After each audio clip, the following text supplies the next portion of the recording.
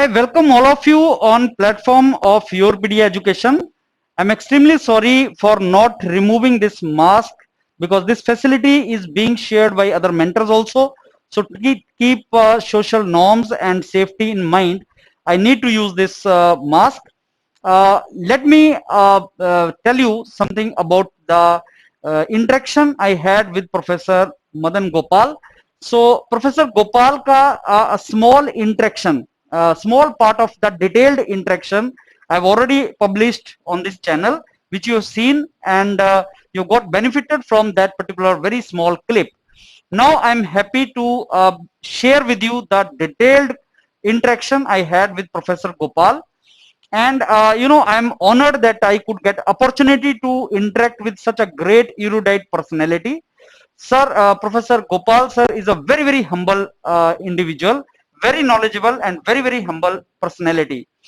You know, the kind of preciseness and simple and straight way Professor Gopal has to explain the things, this is beyond my imagination. So he's a big authority in some of the domains which we presently know as artificial intelligence, data science, machine learning, deep data science and deep learning kind of concepts, control system.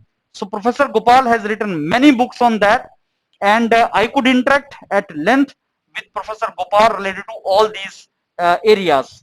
So Professor Gopal, if I introduce once again to you, Professor Gopal got his education entirely from BITS Planning, and after that he joined IIT Delhi as faculty.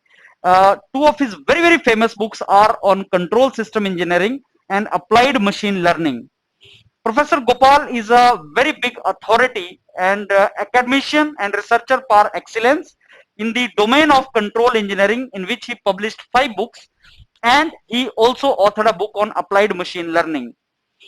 You know, he's one of the initial mentor who started mentoring and teaching on NPTEL. So NPTEL, as you know, is a very big source of knowledge for all of us, including those students who cannot otherwise enjoy the classroom learning, let's say in the remote areas.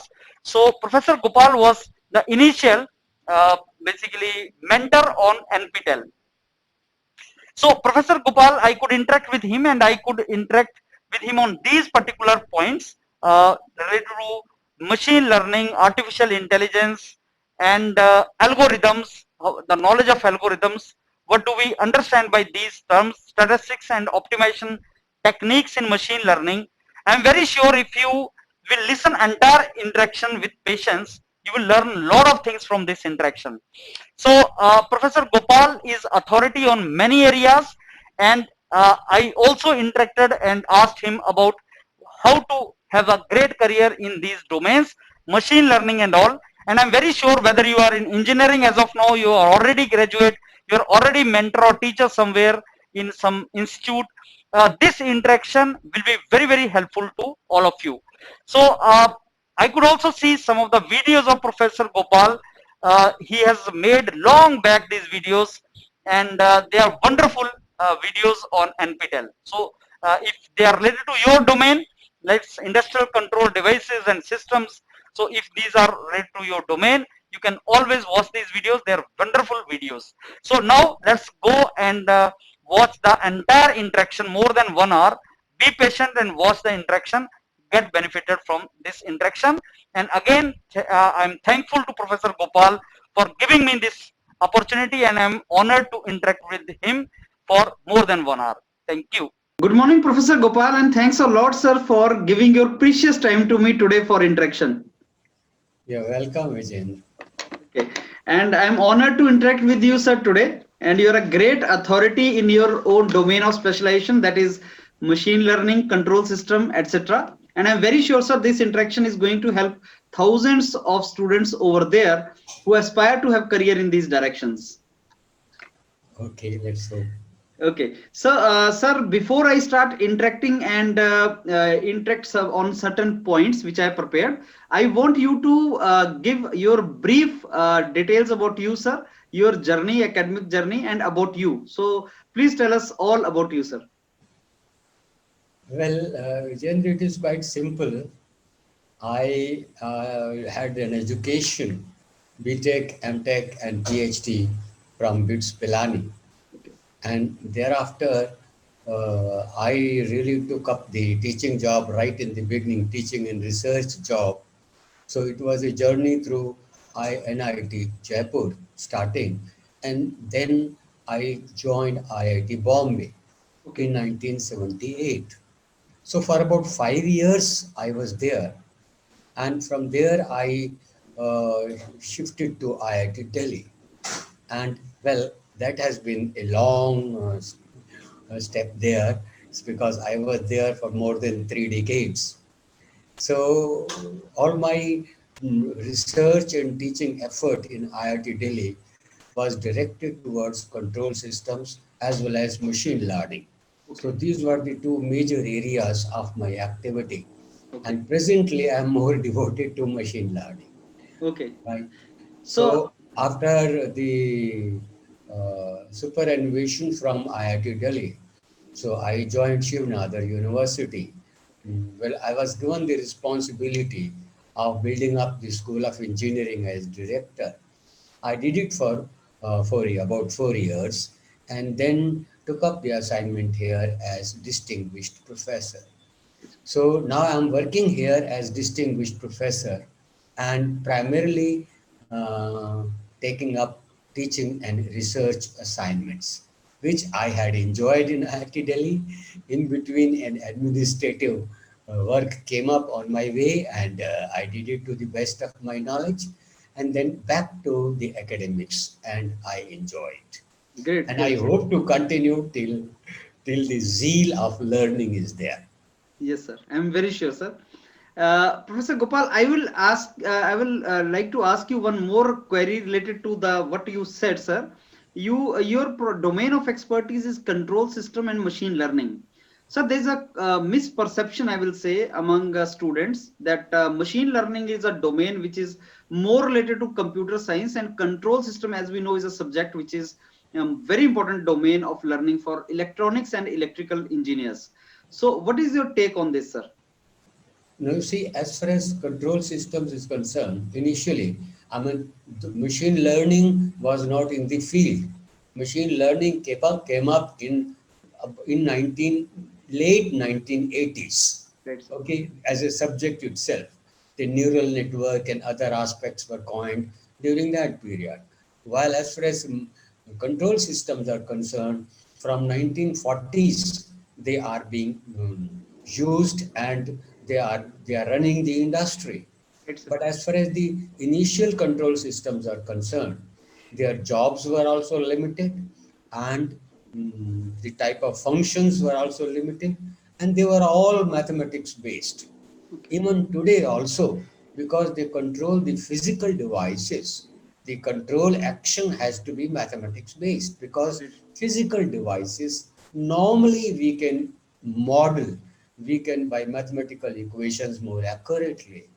But you see, the the desire of applications is increasing day by day to touch the sky.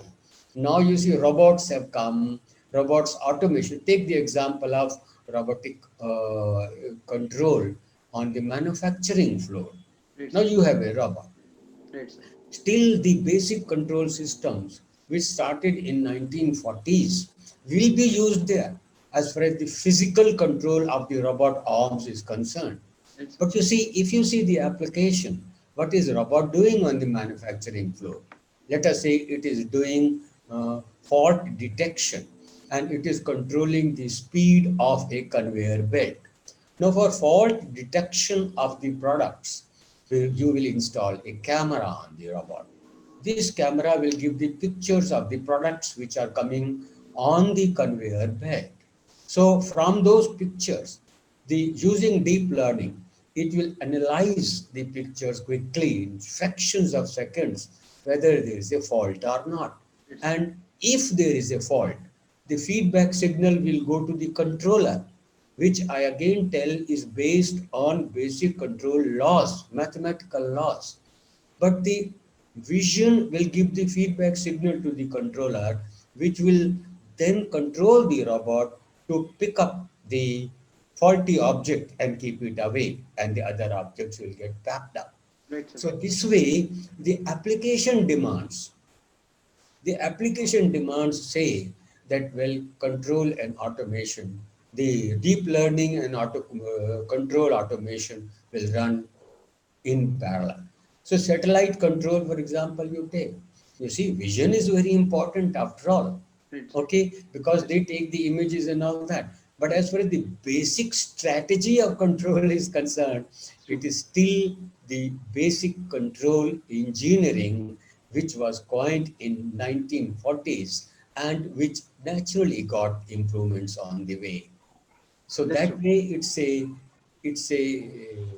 it's both the fusion of both the subjects as far as present day important applications are concerned. Very truly said. Professor Gopal, you have beautifully explained the difference between the two. And my next now interaction point is related to machine learning, your authority on machine learning, sir. And this term, no doubt, everybody knows this is a buzzword nowadays. Everybody wants to go for machine learning. Let me tell you honestly, sir, very less people, graduates know about machine learning in a very simple term. When you ask them what is machine learning, it is very difficult for them to even explain what is the meaning of that. I believe, sir, here is the opportunity that I can ask you to explain this term in a very simple terms to all the graduates. What actually is the meaning of machine learning? Well, first of all, I think if there are mm, beginners in the field, I will say that machine here stands for computer. Okay, in machine learning, it is the computer which is there, which is doing the job for us. As you said, that put it in a very simple way, I will say that machine learning is really mimicking the behavior of the human beings. What do you do, for example? What do? We face many situations and we take experience out of those situations. We remember those situations and what kind of actions we have taken, what kind of decisions we had taken during those situations. Now, on the way, we come up with a new situation which we have not faced. So what we do is that new situation, we find similarity with the experience we already have. This is what we do. And depending upon the similarity, we will take a suitable action. Those actions on the similar situations which were successful, we will like to repeat. If we had failed, in that case, we will try an alternative thing. Now you see, as far as machine is concerned, machine is doing the same job. The only thing is the experience which the human being are gathering of their own. Here, that experience has to be given to the machine. And how do we give the experience to the machine? We give it experience to the machine in the forms of data. So the data explains as to what was the previous situation. The data explains what was the action taken and whether the action or prediction was successful or not. So on the basis of that experience, so it means only it is a replacement of experience. On the basis of that experience, we take the decision. Right. Sorry.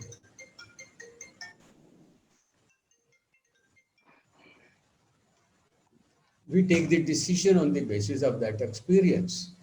Okay. And once the machine is trained and is ready to do the work for you, training means that it learns from the experience. It has gathered and created a model. Now you have a new observation. You feed that new observation to the machine, the trained machine, and it gives you the prediction. It does the same thing, you see, new observation, because the model has been created by similarity of the situations, the new observation is treated as a situation similar to the ones it has already faced. The new observation the machine has not faced, but it is able to generalize, it is able to predict as to what will be the prediction or what should be the decision. Right. So it is just nothing more than mimicking the human behavior, the experience to be given in the form of data. Great, sir. Great. Professor Gopal, my next question to you is related to machine learning only, and it's a real world example or applications. So, what are the real world examples or applications for machine learning, sir? You see that I think all of us are using machine learning on the daily basis. Right. Well, those who do not know what machine learning is may not know it that we are actually using Using machine it. learning. That's true. Take the example of spam filters. Okay, Right, sir. you know already how do we use it or how the servers help us in filtering out the spam. So we know that well we search the engines, information retrieval from the search engines. Again, machine learning is at play. You see, when you buy something, immediately Amazon will write you the corresponding elements are also have been bought by the people. So they recommend the products. Well, machine learning is doing that selection, studying your requirements, studying the products, and giving you the recommendation. So that way, you see, we are really doing it we are really using it on the day-to-day basis. Now, coming to the real applications, technical applications, again, we know, okay, let me say that image processing is a machine learning application. Biometrics, okay, is a machine learning. Video surveillance is a machine learning job. And you see, as far as the situation in speech is similarly speech, well, all the listeners, all the audience today will know that what is Google Home and what is Amazon Alexa. You see, it's nothing but machine learning. They convert the speech into words, into text, and that text then searches the engine and finds the answer and predicts it for you, Right, sir. gives it for you. So you see that way text now you take. As far as text is concerned, well, that is also conversion to features. It's a machine learning job. So medical diagnosis, doctors you see are not able to. They need the help of machine learning. Doctors are not able to detect as to what is the level of the patient's disease. And from the machine learning point of view, if the past data about the patients which hospitals have collected is available, on the basis of this, machine learning is able to create a similarity. The question is, machine learning will be able to create a similarity in thousands and lakhs of data in fraction of a second. A doctor cannot do it. Okay, so that way, on the basis of similarity, it predicts that this particular patient with this data has this level of coronary heart attack disease. So that way, you see, machine learning is there in number of applications around us, and the applications are growing day by day. Self-driving car is your example. Well, I think it's a deep learning which is making a big inroads into this research field. Excellent. That's great, sir. Sir, I would like to ask you, and I would like you to tell us in very simple terms the difference of certain terms, sir, which actually we are listening nowadays. Every technocrat listens these terms. You said about image processing. We know about artificial intelligence. We know about deep learning. We talk about data science. We talk about this machine learning. So all these terms, everybody listens. I want to ask you, sir, number one, what is the difference between these terms? Data science, artificial intelligence, deep learning, machine learning, image processing. These are the buzzword nowadays. And my second question is, are these domains on exclusive for some particular field of specialization, or every field of specialization or every engineering graduate or technocrat should have some knowledge about these domains of learning? All right. Now you see, first let me give you in my way the difference in all these terms. Right, sir. And naturally, the bigger umbrella is artificial intelligence. Okay. So I think let us start with artificial intelligence. Right, sir. I think the word artificial intelligence itself conveys its meaning. Right, sir. It's an artificially created human intelligence. Okay. If you see the start of the term, the way the time the term was coined, Okay. at that particular time, it was only the smart coding, Okay. which captures human intelligence, and then when put on job, it will do with a higher speed than a human can do. Okay. So it was a smart coding at that point of time when artificial intelligence came up. But if you don't go by the definition, if you go by the evolution of artificial intelligence, then you see that the real field of artificial intelligence was transformed into applications with the emergence of machine learning. Okay. So, machine learning is also artificial intelligence, but its real application of the term artificial intelligence started with machine learning. There also, you see, you just have an experience, as I said earlier, and from that experience, the machine is able to learn, and machine is able to replace a human being. So it means it's a playing the role of artificial intelligence. Right, sir. But now your machine learning had its own limitations. What was the limitation? The limitation primarily is and was that, well, as far as learning is concerned, the domain knowledge. So suppose you're doing image, you're doing speech, you're doing text. Now, all this is the data. The experience is available to you in the form of text, let us say. Right, sir. Now, you cannot feed the text words to the computer. The computer needs numerical numbers. Right, sir. Okay, numerical numbers. Speech, it needs numerical numbers. Image, it needs numerical numbers. And this was being done at the handcrafted level by the human beings. Right. Looking at the data, they used to fix up, okay, if we take this, the computer will understand Right, us. right, sir. But suppose it was not done correctly, then as you know, in any machine, trash in, it makes you get it trash. Right, sir. So trash out. But Right. the unfortunate part is you may not know whether the output is trash or not.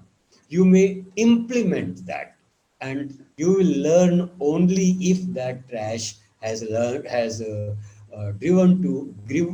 the application to a disastrous situation. Right, sir. So it means the input is very, very important, which requires domain knowledge and which was being done by the human beings. Okay, is being done also for simple applications. But now deep learning made a big impact on the field of machine learning. Deep learning is nothing but machine learning. Right, sir. Deep learning made an impact because that learning of features, learning of attributes, learning of numerical numbers, Right, which sir. are to be fed to the machine, Right, sir. are automatically created by deep learning.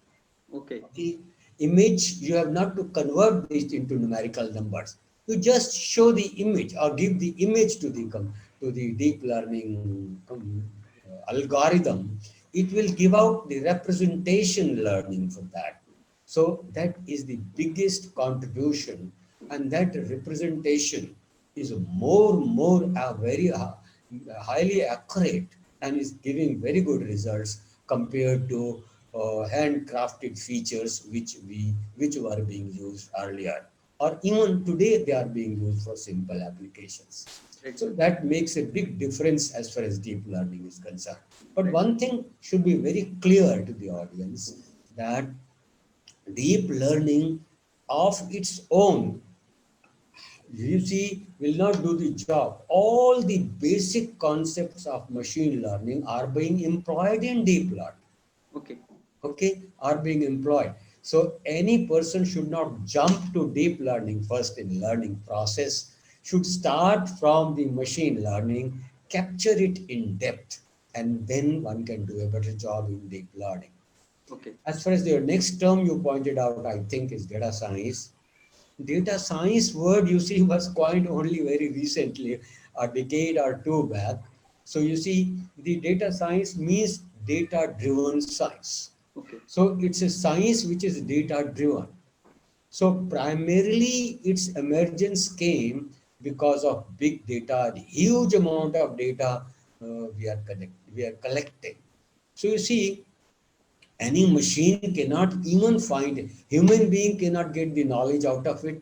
Even the machine through its representation learning may become difficult to get the knowledge out of it because of it's a mm, huge amount of data, the so-called big data problem. So what the data science can help you, data exploration, data visualization.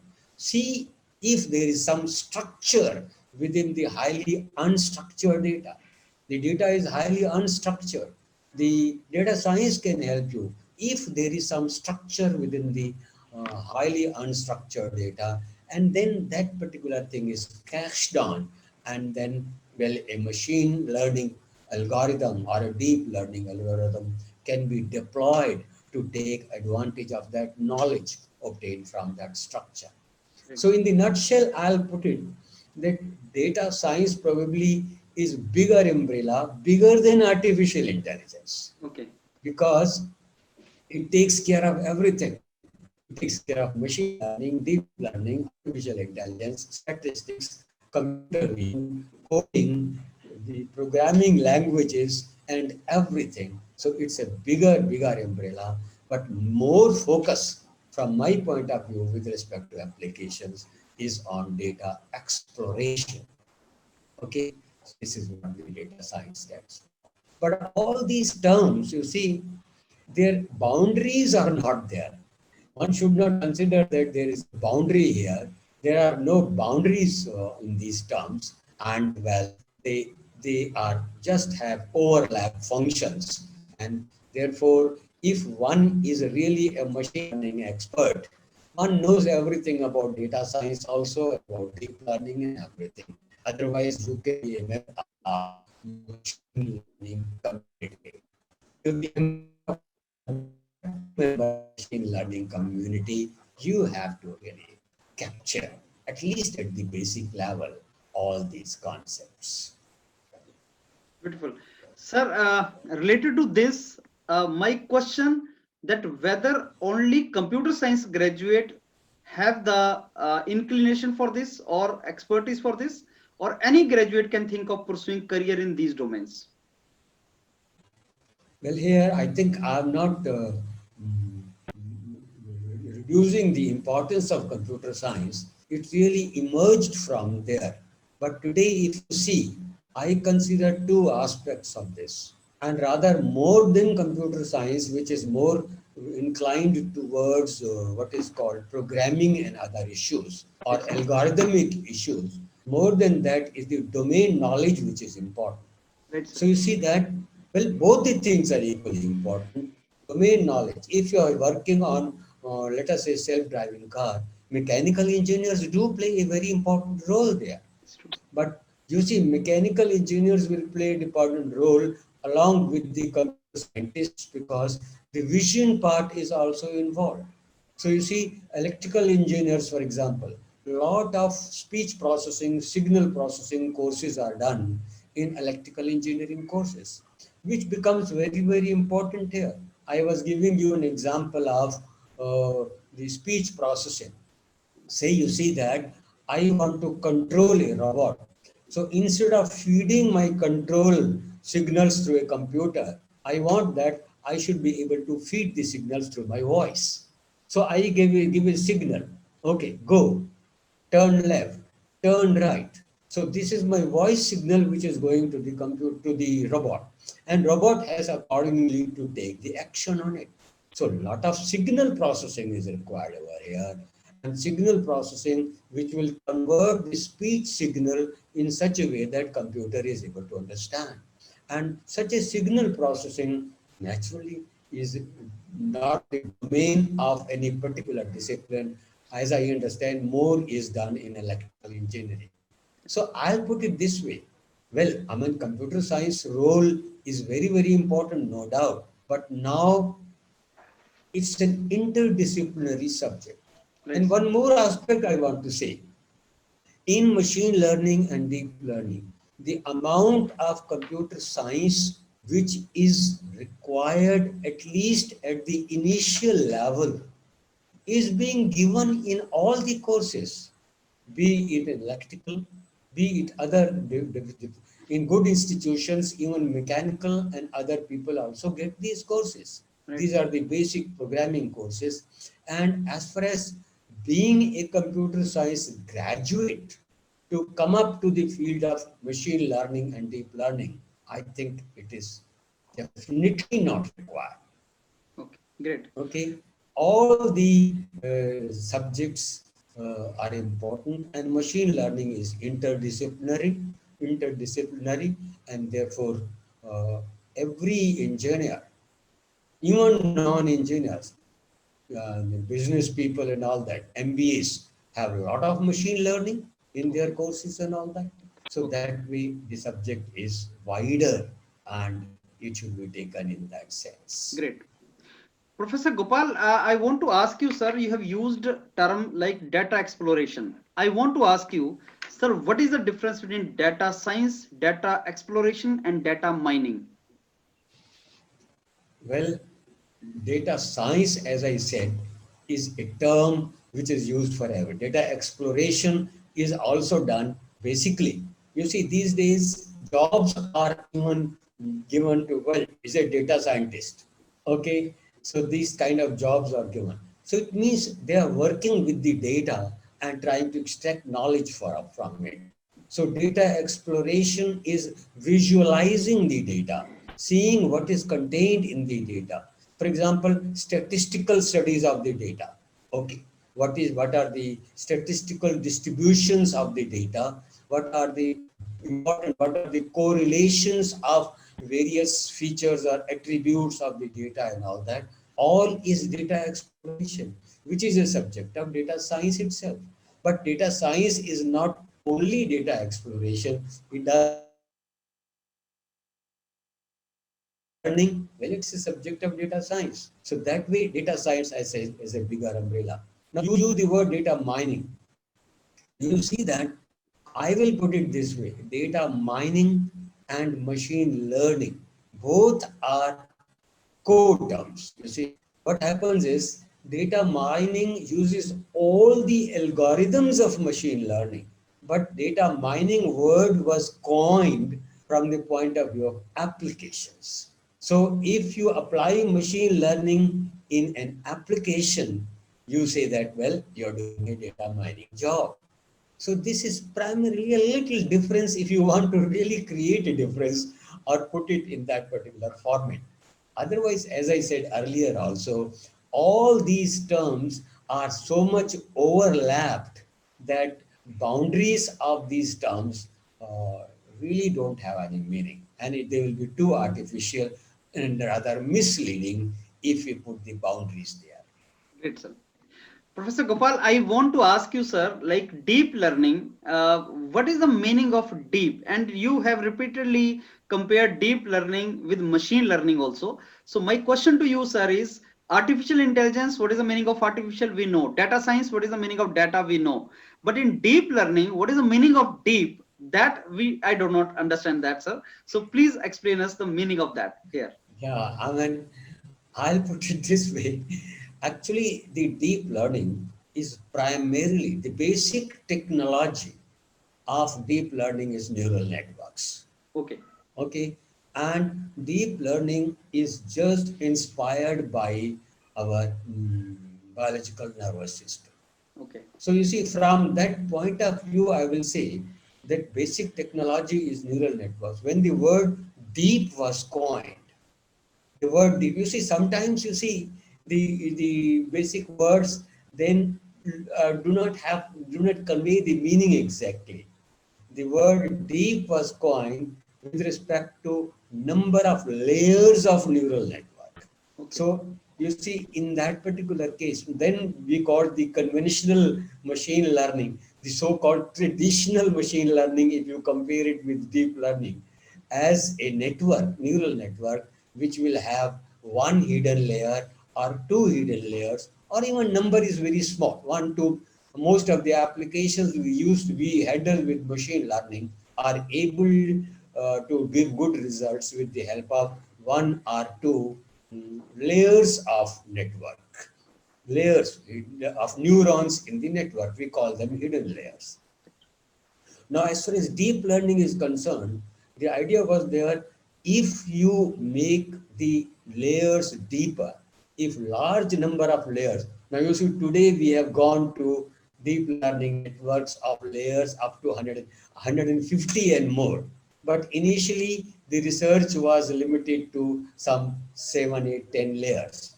But now we have ResNet, we have, which has a large number of layers. But the point which I appreciate and I understand in terms of deep learning, which is not available in the word deep. As I told you, the word was coined because of this depth of the neural network. Okay. Larger number of layers, more deeper it is. So it's a deep network. Fine. But you see, if you see the basic characteristics of deep learning, I will put it this way: if the at the time when the term was coined, the word representation would have come there. Okay. So you see, it is the representation of the data, whether it is text, speech, image, and all that, into a small size numerical number, numerical vector of reasonable size, that will then used by a neural network to do the prediction or action. So representation learning is the real functional capability of deep learning. Right, sir. The word why deep was coined, I already told you, Right, but sir. I appreciate if the audience or of the people who want to enter in this field should learn that, well, depth is okay, 150 may be there, 10 may be there. There is a big difference between 10 and 150. But you have to see which one is giving better representation of the application data in hand. That's true. That's Okay. great. So representation learning and deep learning. I think these two words are important to understand what the subject is. Beautifully explained, Professor Gopal, and thanks a lot for this, sir. I want to ask you, sir, like how somebody will know that this problem can be solved through machine learning. So what are the parameters for that? Yeah, I'll put it this way to answer this question. You see, if you see world around, particularly in the business field and other fields and all that, it is uncertain and imprecise. Now, the basic rule or basic principle of deep learning is that you should be able to tolerance imprecision and uncertainty, and to what extent you want to tolerate, so that will answer as to how much cost you can invest in your machine learning model. So that will depend. So it means, as far as machine learning is concerned, it should be very clear that machine learning cannot give results which are 100% accurate. They may be 98% accurate. In some application, they may be acceptable even at 90% or 80% accuracy. So it means in those applications, you are able to achieve this accuracy. If your tolerance permits for that application, then you deploy deep learning. Otherwise, keep on researching and keep on improving upon the machine learning or deep learning answer. So you see, if you see a physical machine, electrical machine, for example. So you see, you will find so many research papers, electrical machine controlled by neural network and all that. But the point here is, an electrical machine has we have a good knowledge about modeling an electrical machine. It depends upon certain physical laws. So using those physical laws, we create a mathematical model of the electrical machine, or similar things, you see, and heating process. We are able to create a model, a reasonably accurate model of a heating process. In that particular case, these mathematical models are controlled of using these mathematical models based on physical laws is a better decision than machine learning. Right, sir. But however, one point I would like to note, that it does not mean that machine learning has no role in the scientific field. It does not mean that machine learning cannot play the role here Right. in the scientific field. You see, what happens, these models we are not able to create 100% accurate. They are approximate ones. Right. If these approximate models are deployed, then there is going to be some error. So let us say if we apply reinforcement learning, an area of machine learning, if you employ over and above the model reinforcement learning, then it will detect that action and tune the control which has been designed by the mathematical experts, by the control engineers. So that way, even in the areas where mathematical model is available, so you see where you can use the basic physical laws to control the machine.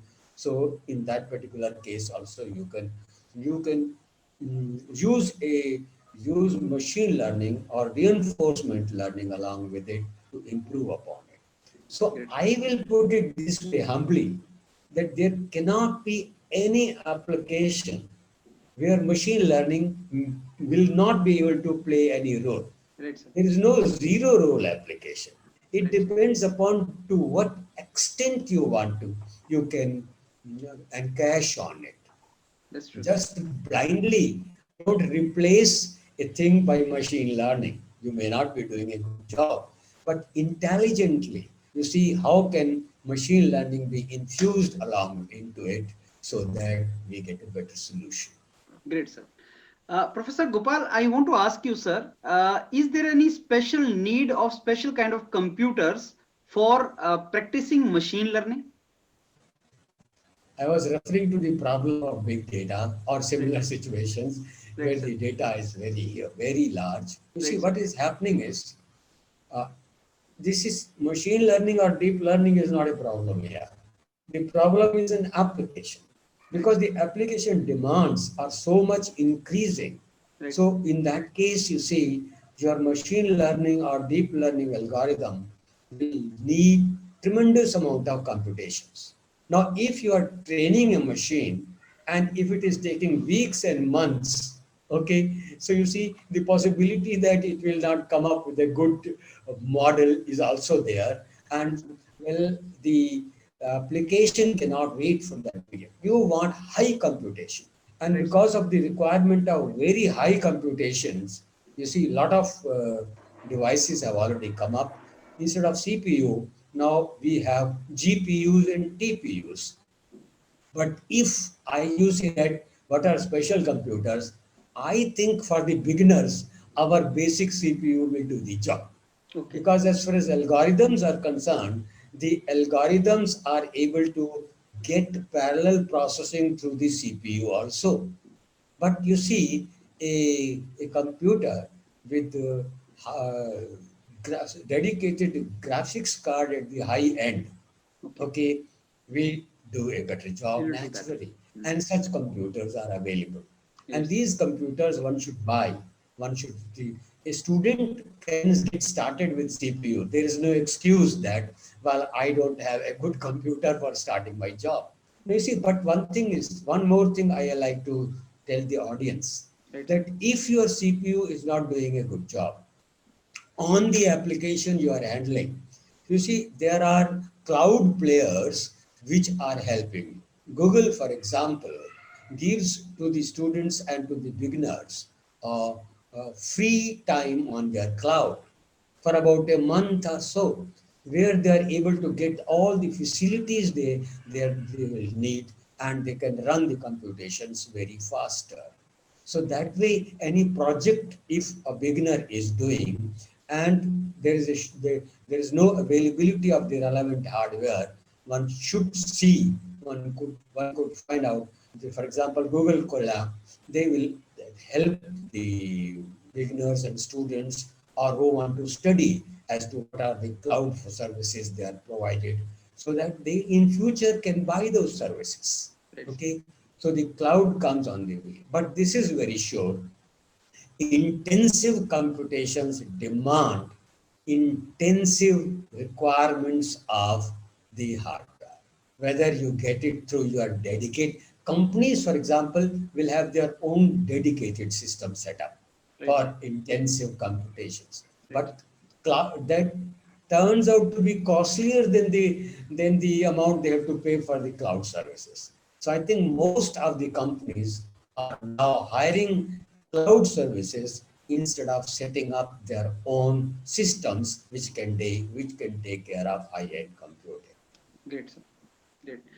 Professor Gopal, you mentioned the term algorithm, and I want to ask you, sir, like learning algorithm is very, very important for pursuing career in these kind of specializations, which we just mentioned. I want to ask you, sir, that if somebody wants to learn algorithm, how he can learn? Can you suggest some sources through which he can learn algorithm and become comfortable, if not expert, in these domains? You see, as far as learning the algorithm is concerned, I think my experience that well, the algorithms have been coded and are available in software libraries using Python, using R, using MATLAB, using other languages. Right, sir. So what the beginners normally do is just take the default values of the parameters and use these black boxes. Okay, and get the results. So I think that situation mostly is trash in and trash out type of situation. So I like to say that to learn the algorithm or to learn how to apply an algorithm on an application, domain knowledge is very, very important. So you are in business. Instead of going for coding directly, you see, just understand what the business domain is. What are their targets? What are their experiences? So that you can put them into the form of an algorithm properly. So an algorithm will require actually certain, as we call, attributes or features, which are numerical numbers. Right, sir. Those numerical numbers you can cache only and only you have the domain knowledge. Without that, a doctor, for example, is able to give us the features. It is the domain knowledge about the doctor, about the medical diagnosis. But if we take the black box and well, let us do the medical diagnosis, it means, you see, we are not understanding anything. We are a coder only. We are doing coding and understanding coding. So domain knowledge is important that will convert the application into numerical features. So those numerical features are fed and then accordingly the model is created by training. So as far as learning the algorithm is concerned, well, I think that mm, the once the attributes are created, then the algorithm. For example, take the attributes. You have created attributes by domain knowledge. Yes, sir. Now, a domain expert also many times is not sure as to whether this particular feature should be there or not, this feature. So what the domain experts do, they take up large number of features because they're not sure, you see, after all, the subject, the translation is not that easy. Right, So sir. then data-driven knowledge comes in the form of algorithm, taking those features, algorithms like principal component analysis, algorithms like linear discriminant analysis, or autoencoders will take out the features which are redundant and which are not required, which will affect the performance generalization capability of the machine Right, sir. and then give you a subset. Right. So this is your feature selection that is an important point. Right. Similarly, data exploration is important point. Exploring the data will tell you which algorithm fits better, which is a better algorithm. You know, K-means algorithm and Gaussian mixture algorithms. These are good data clustering algorithms, and these data clustering algorithms are very good. Once Right, your sir. features have been decided, and on the basis of this, then you have a class of hypotheses or class of models or algorithms which are available.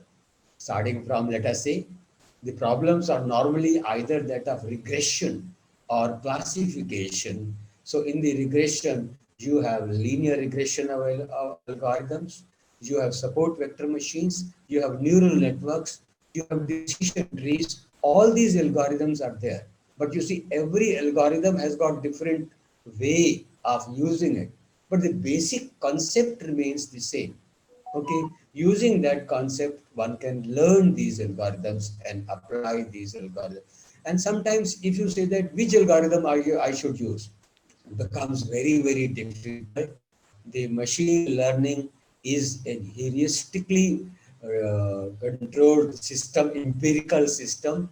Trial and error works better, and therefore, if you are not satisfied with the results of one algorithm, you have to try the other algorithms. So, number Great, of sir. algorithms and pick up the best algorithm, and in the best algorithm, you train it properly to fix the best parameters, hyperparameters, so that you have a nice model to deploy.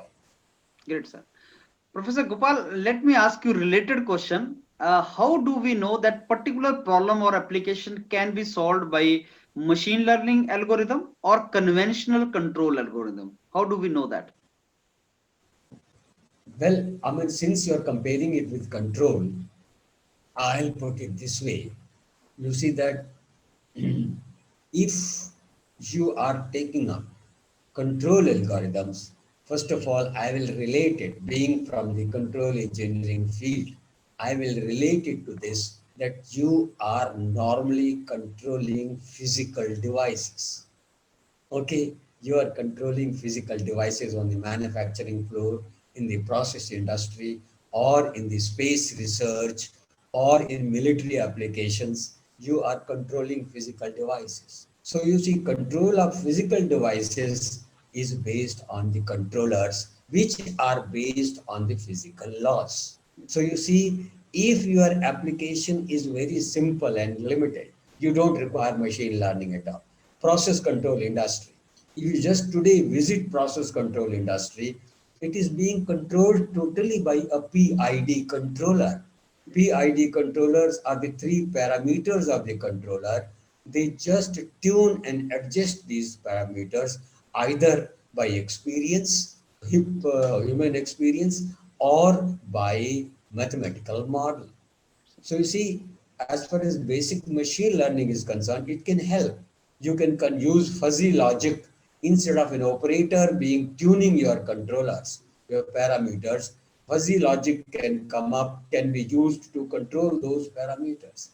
But there are high-end applications, as I said, you are working on the manufacturing floor, a robot is doing. So cameras in the industry give a global picture to the robot as to what is happening. Then a mobile robot will move to the situation wherein that application demands. You are doing an assembly job. So the robot from through the vision will know that these are the parts which are required in the assembly job. Then since the cameras are involved and robot is learning through deep learning, it goes to the specific situations, picks up the specific components and put them at a place for assembly. So it means both the machine learning and the basic controllers, basic mathematical controllers are used in the applications, high-end applications. Otherwise, only basic control will do. Great. Self-driving car, for example, you can imagine a self-driving car to be a robot itself. It's on the road and there are unknown disturbances, sudden disturbances. And how do you capture those disturbances? Through vision only. So you capture those disturbances through vision and give the information to the autonomous vehicle, which will then use the braking and other systems so that the automatic control of the vehicle is properly done uh, without an accident. So that is the situation. So the two fields are now getting mixed up and getting closer because of the application demand. Great, sir. Professor Gopal, I want to ask you, sir, what is the significance of statistics and optimization techniques in the field of machine learning? Yeah, many times the beginners get worried. Okay, we don't know mathematics, we don't know this and that. So how can we enter the field and all that? I will put them to ease. You see, as far as optimization and statistics is concerned, that is very much there in every machine learning application. But the good part is that just basic statistics, basic statistics and optimization techniques like gradient descent techniques, which are taught in every engineering discipline. Right, sir. Okay, in every engineering discipline in basic courses, that is good enough to start with. So I will put it this way. You see, if you are taking up the profession or entering the field, don't take machine learning as a black box. I never recommend it. But before, don't wait for the white box. White box will be required when you come to the deep research level. But start working with the gray box. Some knowledge here and there, some knowledge about domain, some knowledge about statistics and optimization, particularly gradient descent technique, and get started. And by self-learning, keep on increasing your level of understanding, and your box will automatically will keep on becoming white. And Great. once it becomes a white box, you are a researcher in the field. You are very much an expert in the machine learning field. Okay, great. Professor Gopal, I want to ask you something about the scope of these latest domains of learning. So, what do you see the future scope of all these domains, sir? Data science, artificial intelligence, machine learning, deep learning, all of this.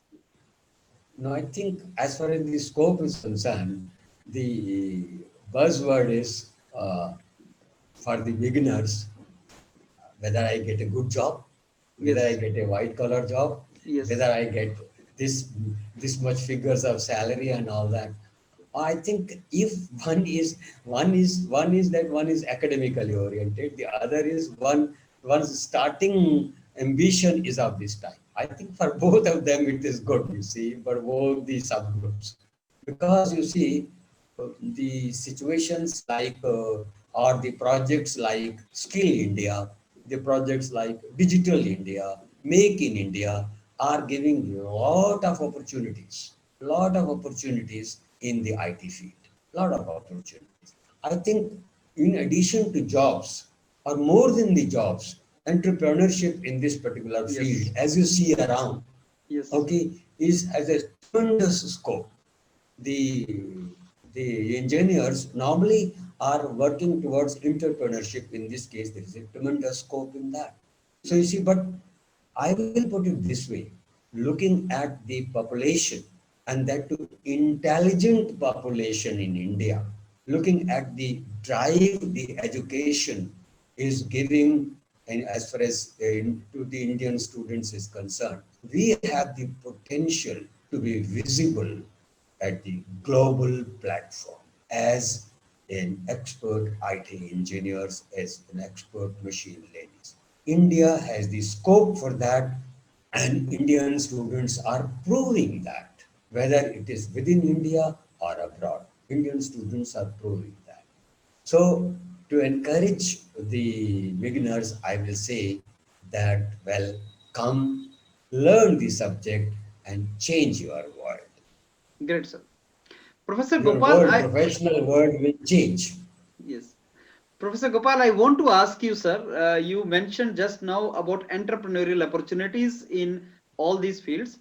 I want to ask you that is it better for a graduate to get some kind of exposure, industrial exposure in the field of artificial intelligence, machine learning, data science, data mining, data exploration, deep learning, or he should directly plunge into entrepreneurship? So whether he should have some experience or directly into entrepreneurship. Now, you see, it very much depends on the training, on the projects. one has got during the education period. Right, sir. We have seen in institutes like IITs, okay, at the student, as soon as the student graduates, the student and faculty, they join together Right, sir. to enter into this particular field of entrepreneurship. Okay, this because the faculty also knows that he has the basic prerequisite and the student is eager to learn more and more. But broadly speaking, I will say that getting some experience, getting, you see, you just, one thing is there, experience does not mean join any industry and you have the experience. You should have the inclination that my area of entrepreneurship is going to be this. Choose an appropriate job, go to the appropriate job, get the experience, broader experience, and after some experience, if you throw yourself in that particular case, the chances of failure will be very, very minimal. I hardly find any eager group or any eager student, particularly they work in groups only, failing in this particular area. You say it is a successful project, it's a successful area, and people are very happy with that. They enjoy working. It's not money. You see, if something of your own you are doing and it comes in your name, you are more comfortable, professional. Okay.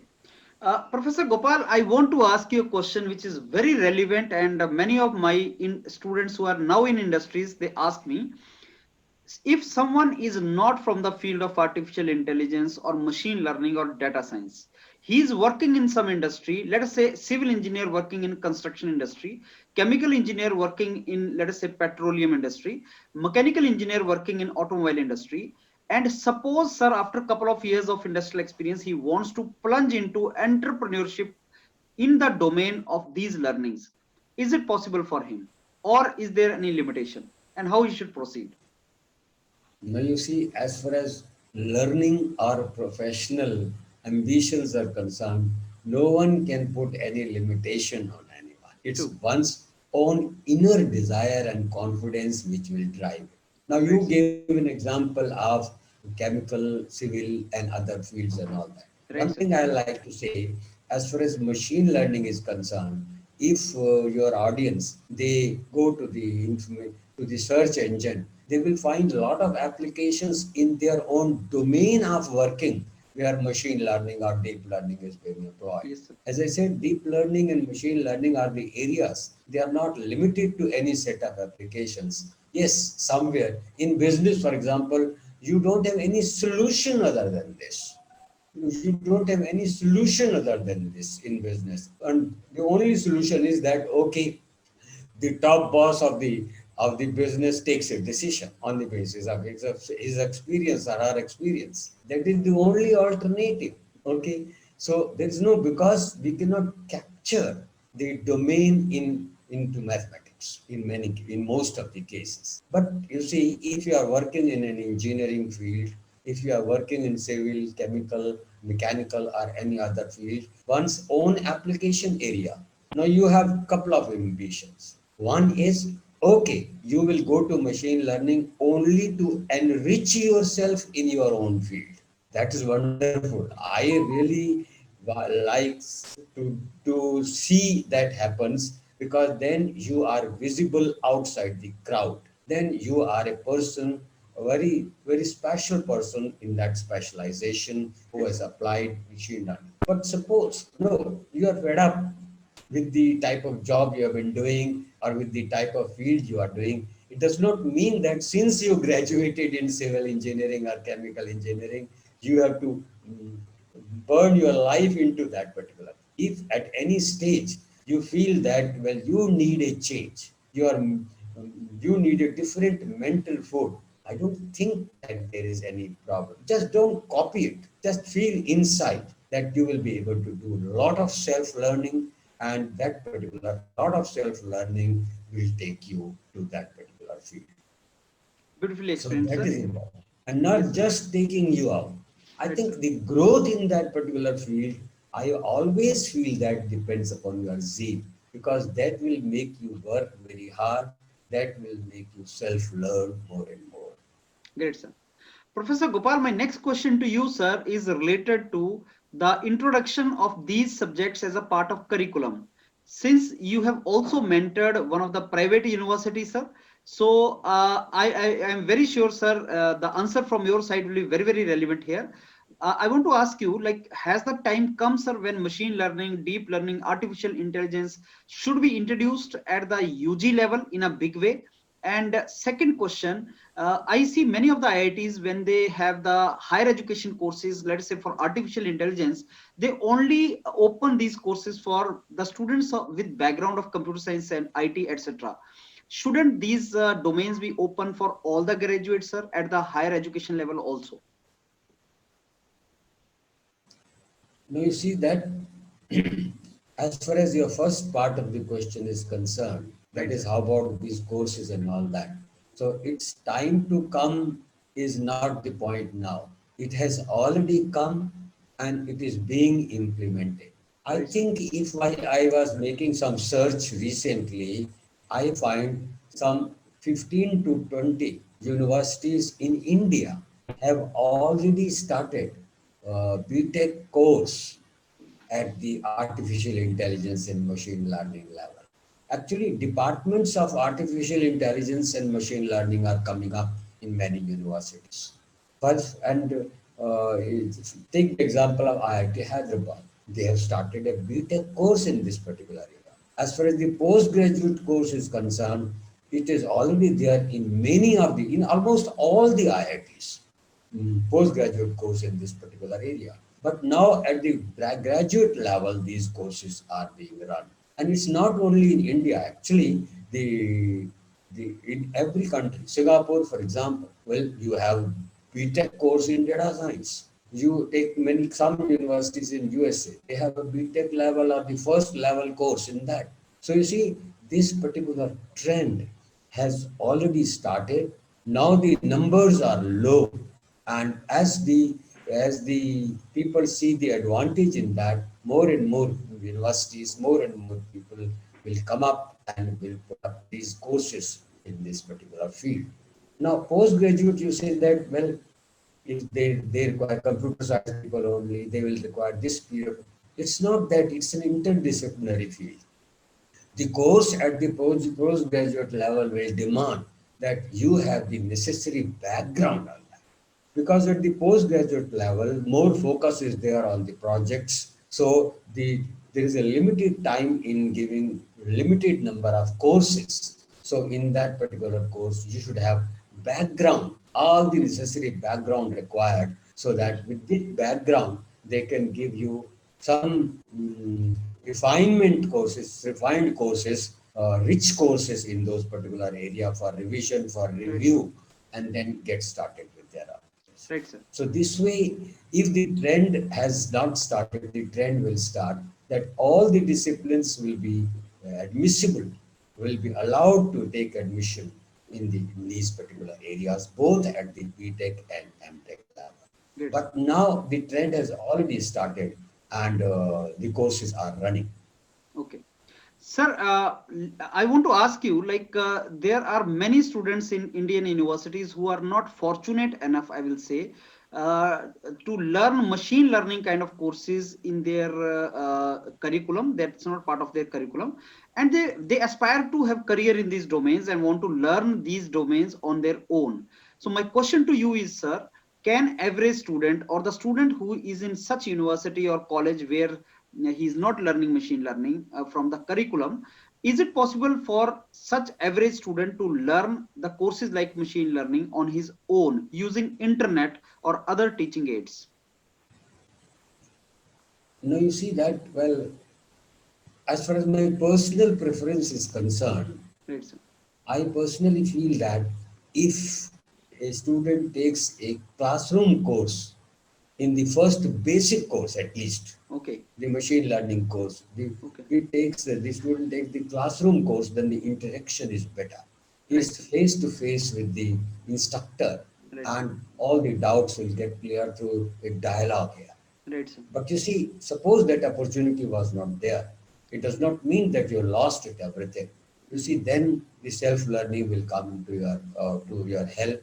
There are some courses available Right. which help in that direction. So as I see, Coursera seems to be quite important area Yes. where people like Andrew Ng offer courses on deep learning, machine learning, Right. and IBM is offering courses, Washington University, MIT. So there are so many courses available.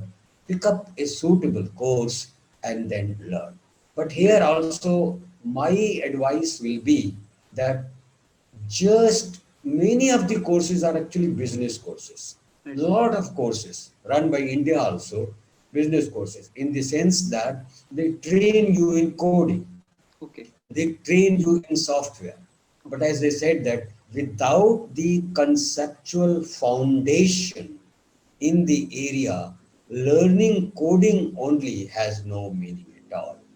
So first you should, once the student, the person, the beginner should take the learning courses either through the Coursera courses or other courses which are related to conceptual foundations, and then build on the other courses using Python language or MATLAB or any other language. But those learning courses are important. However, I will always prefer, and I tell my students that take a classroom course if possible. You will Great. enjoy the subject. Great, sir. Professor Gopal, let me ask you a very, very relevant question, sir, and very important question. There can be so many algorithms, and student should know algorithm. At the time of normally when they go for interviews for higher education in IITs or other places they go, their question is, sir, which algorithm should we learn? Which algorithm should we practice? We have very limited time now. So can you, sir, suggest me some algorithms which every engineer or technocrats related to these domains should know? Well, first of all, as I think this reference came that there are classes of algorithm and you cannot say which algorithm for an application is best. Right, sir. But just to answer your question, Right, sir. I will say that, well, if the student is able to focus on neural networks initially, Right, sir. okay, after learning the basic concepts, that will be helpful in the sense because when the student goes to the next stage of deep learning, it is primarily neural network based technology. Right, sir. But otherwise, you see, I mean, if one goes for learning an algorithm, basic conceptual framework and algorithm, what are the basic merits and what are the basic disadvantages of that algorithm, whether it's a linear algorithm or it gives a non-linear, it learns non-linear relationships, that should be understood so that all the related questions you are able to answer in your interview and other interfaces. Great, So sir. algorithms, you see, picking up one or two algorithm, instead of picking up one or two algorithm, if you have the solid foundation of algorithms, that will That help will you help. a lot. That will help. That will help. But if Great, you sir. pick up, I will say, well, neural network you master, you have more chances of being questioned on neural network because it's direct extension or next level of deep learning. Great. Professor Gopal, if a student, if a graduate wants to start his career in machine learning, how he should make a beginning? Well, I think career in machine learning will come only if you have initially learned the subject, then you decide. Just you see what happens. Uh, I want career a student. I want career in machine learning because X was showing. Vijendra was telling me that well, it has good salary, it has a good job, and it gives a white collar job, and it's a good job. I want to do it. So without knowing the spelling of machine learning, he wants to take it up. I think the decision, this type of decision, and at this stage of decision, it can be disastrous. If you have learnt about the field through this interview or otherwise that it has a great scope, then you first develop the desire inside. Okay, let me go and peek into it. What is this field at all? Right. And why it is creating so much of scope. So learn the field, and after you have learned the field and you are able to compare it, or you are able to correlate it with the knowledge you already have, and you find that, oh, this is enjoyable, then in that case, you see, go and build your career. And building your career, initial stages will be, okay, come, learn, and change your world by learning. Once you are change your world by learning, profession will invite you. You will not to look for the job, you see. There is a dearth of people who are knowledgeable in domain as well as in the other related areas of machine learning. So people will invite you, industries will invite you. So build that capability that, well, you are seen outside the crowd and you are invited. Okay. So that will really depend upon how you correlate your basic knowledge with machine learning by learning initially and then taking a decision Right. whether it is my field or not, my futuristic field or not. Great, sir. Because you see, I don't think that I feel think that there is a potential in every field. After all, you are learning machine learning, and machine is in front of us, which is made of the electrical people do it VLSI research and all that. So you see, every field has got its importance. Communication engineering. Do you think communication engineering has less importance? You see, every field. The only thing I recommend, and I myself felt during my professional scene, that, well, you should excel so that you are really not just crowd and earning your bread and butter. You just don't work for bread and butter. You work for mental recognition. You are professionally recognized outside the world and within the country, and this gives you a better satisfaction.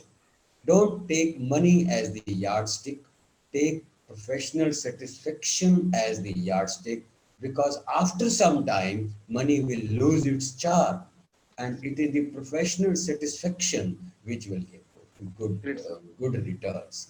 So don't underestimate the subject you are in. You have to correlate it and decide whether you should go deeper into your own subject, or you should club it along with machine learning also. Great. Professor Gopal, we have come to almost end of this great session, sir. And I have last question to ask you. And that question is, sir, though you have already answered it partially. And that question is, what are the various sources of online learning which you can suggest to the viewers for these domains, which we have just now discussed? I think part of the answer came already. Yes, sir. Online learning, I think it's more or less on the repetition.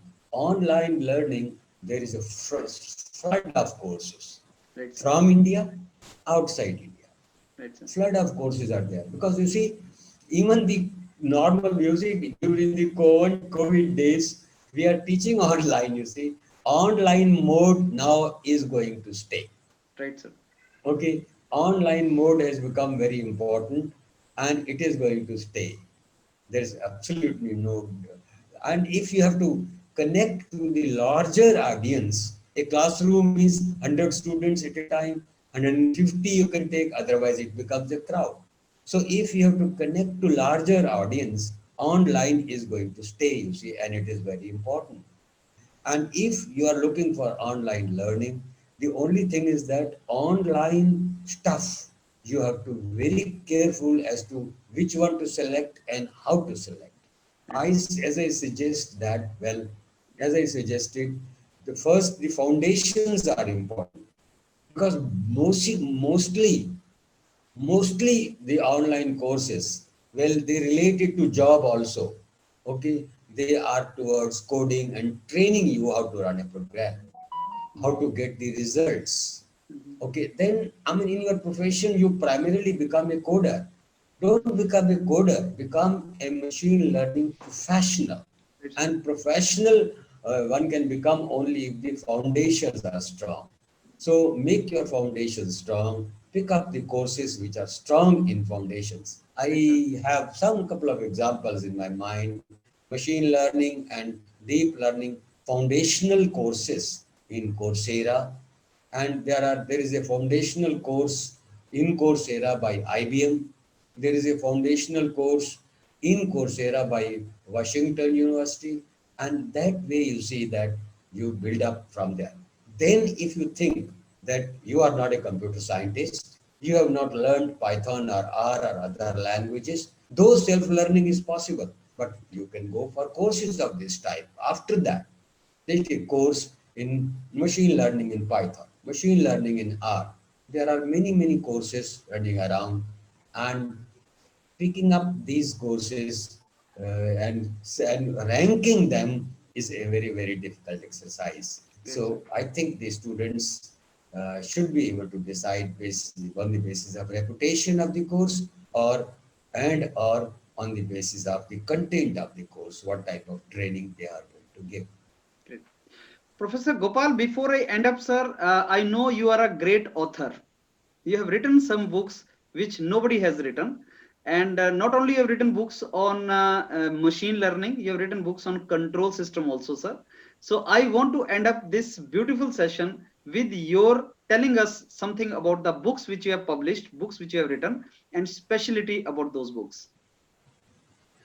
Well, I think you see.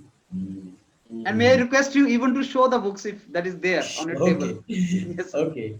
You see that, well, whenever I think that I have acquired something which I can share with the people, which I can share with the people, and the people may be benefited by that, I put it in black and white and it becomes a book.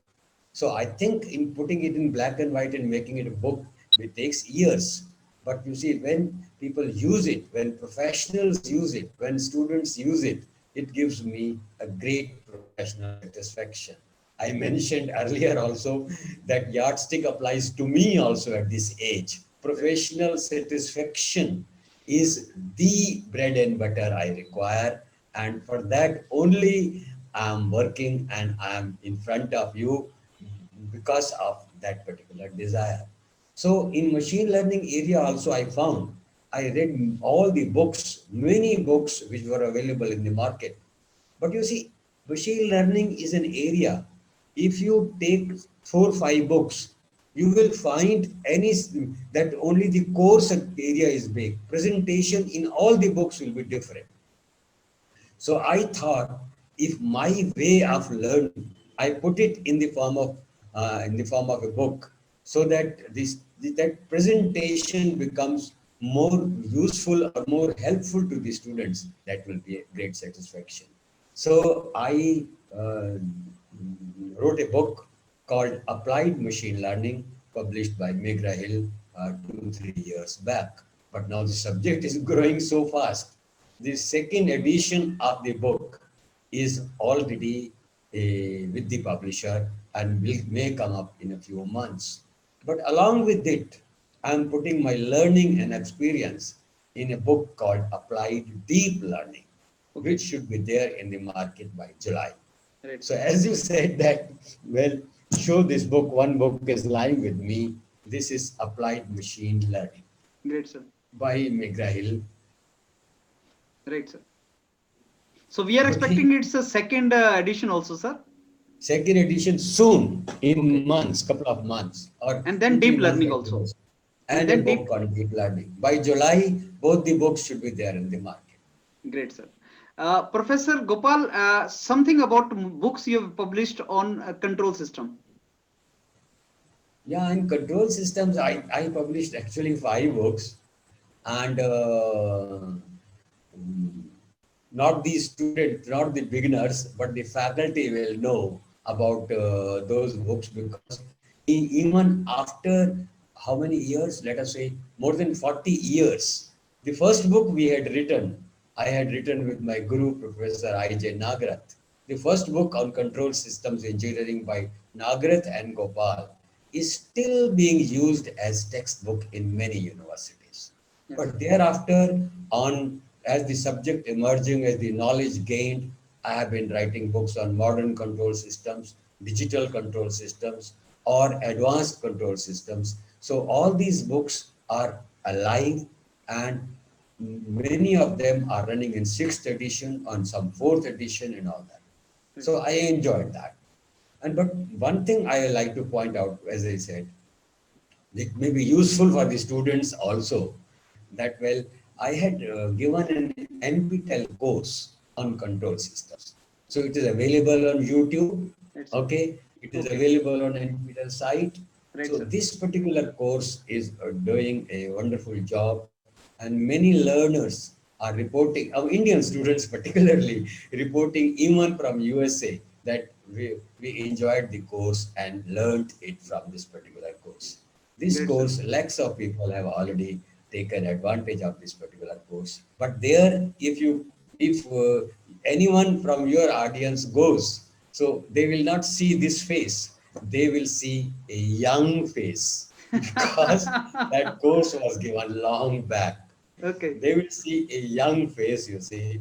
Good, So sir. that was a period when I was at the cream age, and I was bubbling with energy. Now Good, sir. also I don't have less energy, you see, Yes, I but can see still that. I try to work it. Okay, okay. Wonderfully explained, Professor Gopal, and I'm really thankful to you, sir, today for sparing your time for all of us and giving this precious time to all of us today. Thanks a lot, sir. Thank you, and I enjoyed talking to you, and to your audience. I would like to say that since I'm a learner, you see, any interaction with the audience from my field helps me learn, and in the process, I give out whatever I know. So that interaction I welcome, and through emails or through other media, and me does not stop with this interview, it goes on. Thank you so much for inviting me to talk to you on this subject.